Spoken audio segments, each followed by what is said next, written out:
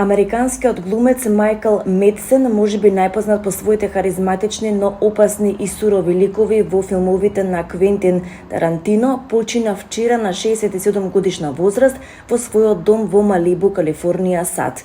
Веста ја потврди неговиот менаџер Рон Смит, наведувајќи дека причина за смртта е срцев удар.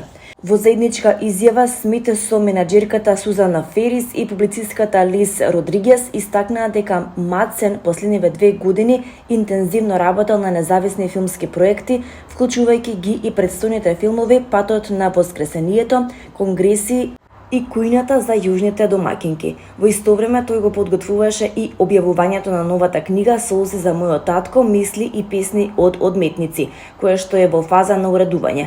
Майкл Медсен беше еден од најпрепознатливите актери во Холивуд и многумина ќе го памета и ќе му недостасува, се наведува во заедничката изјава. Кандидат во јавноста изнесе тврдења дека наводно сум барала мито од него, што е апсолутна лага и злонамерна клевета.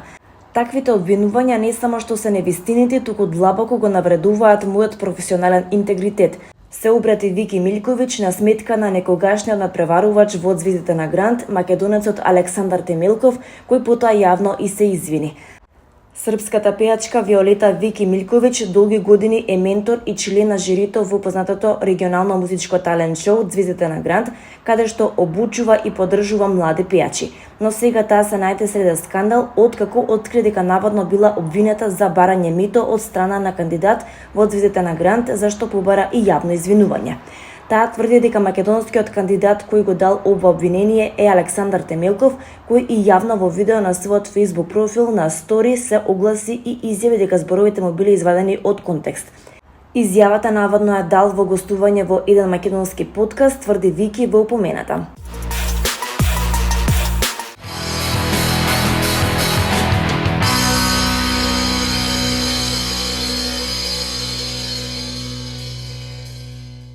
Местната заедница Галичник и пивара Скопје денеска на пресконференција ќе ги представат младенците за годинашната галичка свадба и ќе ја соопштат програмата за манифестацијата. Покрај невестата и зетот кои ќе бидат облечени во традиционалните галички свадбарски носи, на настанот ќе говорат Огнен Караѓозовски, председател на местната заедница Галичник, и Марија Минџичик, менаџер за партнерства со заедницата на пивара Скопје, традиционален партнер на галичка свадба. Манифестацијата ќе се одржи на празничниот Петровденски викенд од 11 до 13 јули во Галичник. Конкурсот за избор на младенци за галичка свадба 2025 година беше отворен до 20 април. Согласно конкурсот, предност при изборот имаат кандидати со потекло од Галичник, двајцата или еден од нив веќе биле дел од галичката свадба во друга улога, кои се активисти и членови на местната заедница и се парови за кои тоа ќе биде прв црковен брак.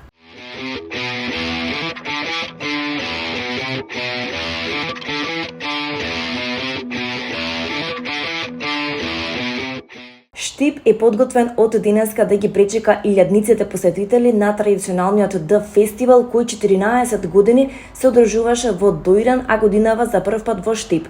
Годинашниот фестивал има и хуманитарен карактер, иако влезот за сите музички и други програмски содржини е слободен. Организаторот Пасфор продукција најави дека ќе има хуманитарни билети, а сите средства ќе бидат наменети за настраданите во пожарот во Кочани. Оваа година нема да има камп за посетителите, а сите музички настани ќе се реализираат во кругот на градскиот стадион во Штип и тоа на помошниот терен. Веднаш до автобуската станица се поставени 2 големи монтажни бини на кои наизменично без временско совпаѓање ќе се одвиваат концертите и диџеј сетовите. Британските дарк рок пионери Sisters of Mercy, реге легендите Inner Circle и Макс Кавалера со својот бенд Soulfly се најавени како главните звезди на новата верзија на The Festival, кој ќе трае до 6 јули.